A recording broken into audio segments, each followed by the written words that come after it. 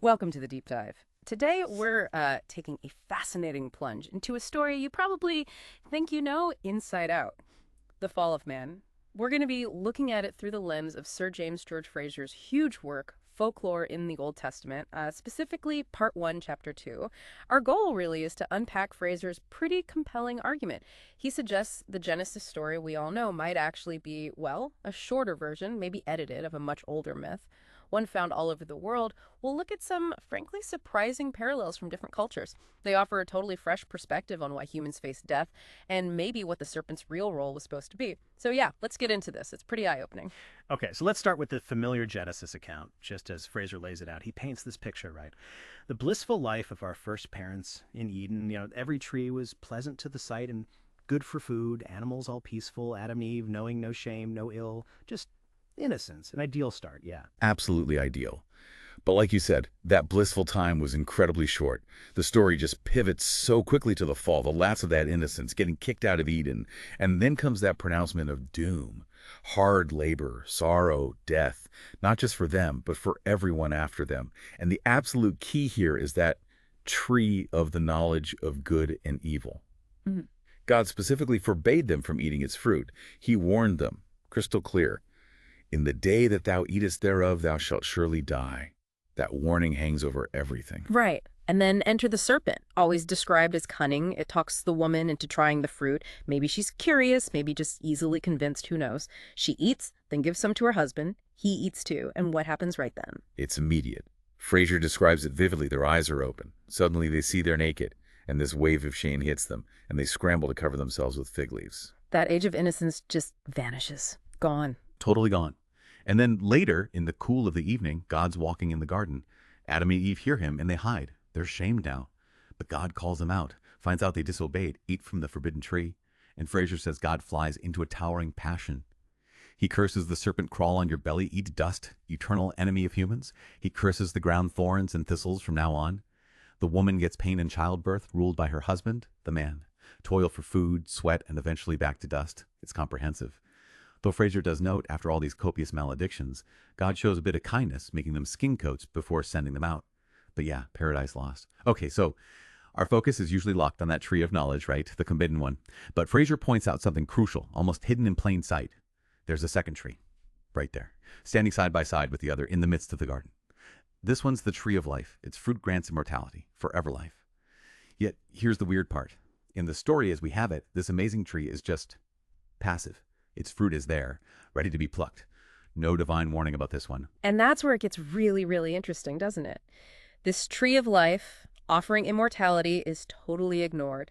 Adam, Eve, even the supposedly clever serpent, none of them seem to notice it or care.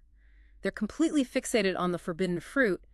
It feels odd, like a major plot hole almost. It really does feel odd. It was only after they've eaten the forbidden fruit, after the curses, after they're being expelled, then God suddenly seems to remember this other tree. He worries, lest man, who now has knowledge like him, might also eat from the tree of life and gain immortality like him. So he boots them out and puts angels with flaming swords to guard the way back to the tree of life. It makes you ask, like Frazer does, why was this incredibly important tree basically irrelevant until the very end?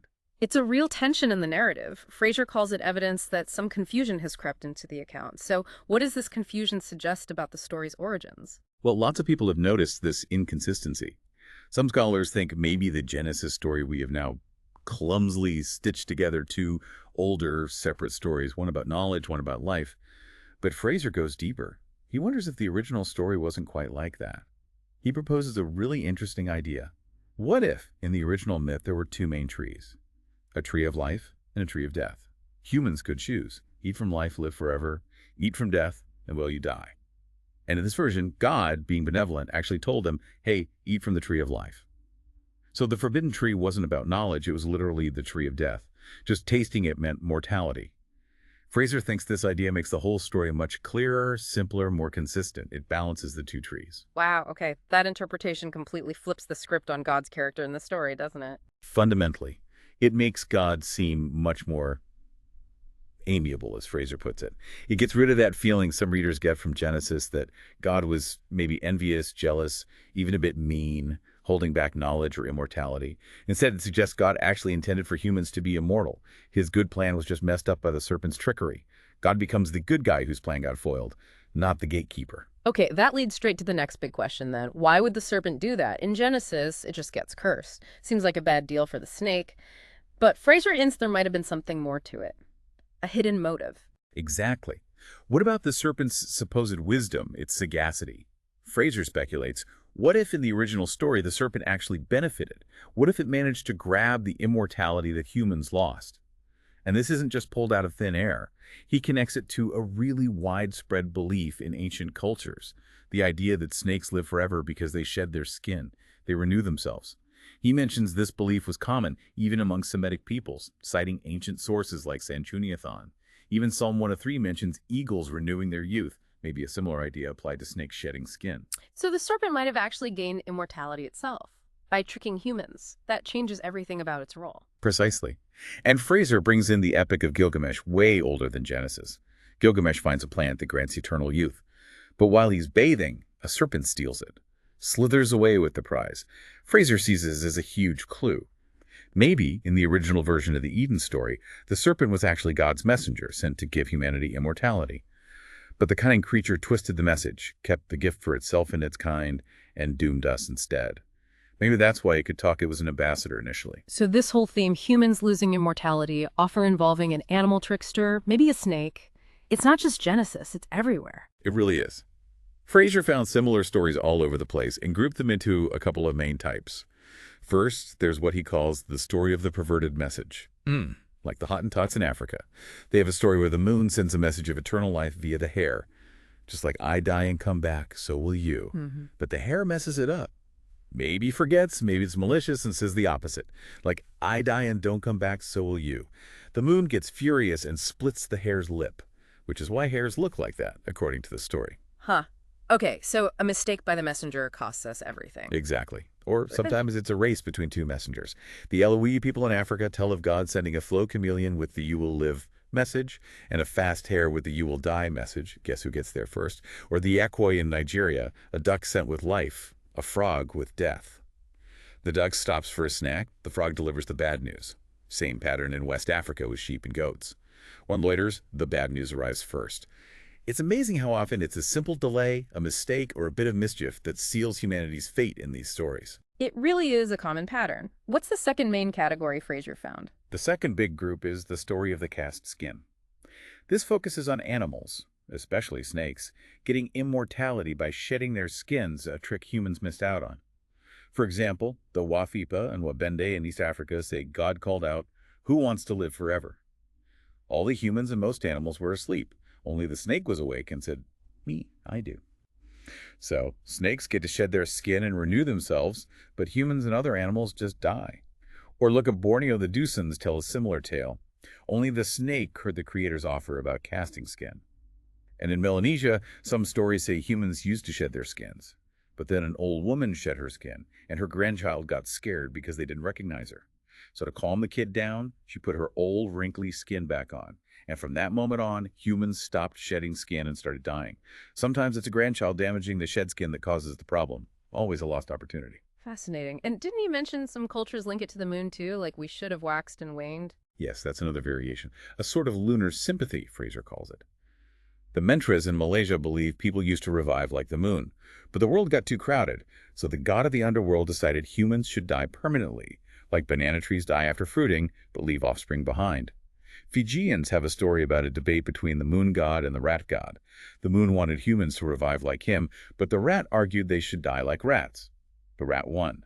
There's even a story from the Upoto people, where God calls moon people and earth people. The moon people hurry and get immortality. The earth people are slow, so they get death. Speed matters again. So many different explanations, but all circling the same core idea of lost immortality. Exactly. Frazer's big takeaway is that all these myths, whether they use the moon, skin-shedding animals, or messed-up messages, point to a really old, deep-seated human belief. The belief that eternal youth, or at least renewal, was supposed to be our lot. Either it was intended by a friendly god or we actually had it once. Our current state, mortality, is seen as the result of some kind of mistake, a cosmic blunder, an accident, or maybe even a crime, not the original plan. Okay, so bringing it all back home then. After looking at all these global stories, how does Fraser connect them definitively to the Genesis account we started with? He argues pretty forcefully that the story of the fall in Genesis chapter 3 is essentially an abridged version of this much wider savage myth, as he terms it.